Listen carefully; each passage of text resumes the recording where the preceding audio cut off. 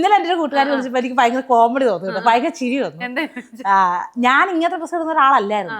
Modern ഡ്രസ്സൊക്കെ ഇപ്പൊ ആരിലും അമ്മച്ചി ആണെങ്കിലും എവിടെന്നെങ്കിലും കിട്ടുന്നൊക്കെ അമ്മച്ചിയുടെ വല്ല വീട്ടിൽ നിന്നൊക്കെ കിട്ടുമല്ലോ, മോഡേൺ ഡ്രസ്സ് കിട്ടുമ്പോൾ നമ്മൾ ചെറുതാക്കി നമ്മുടേതാക്കി ഇടുമല്ലോ.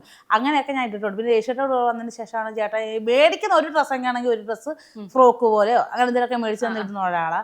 അപ്പൊ അങ്ങനെ ബമ്പർ ചിരി വന്ന ആദ്യം പെർഫോം ചെയ്ത് ചുരിദാറിട്ടിട്ട. പിന്നെ അതിന് 2-3 പ്രാവശ്യം ഞാൻ സാരി കൊടുത്തും ചുരിദാറിട്ടുക.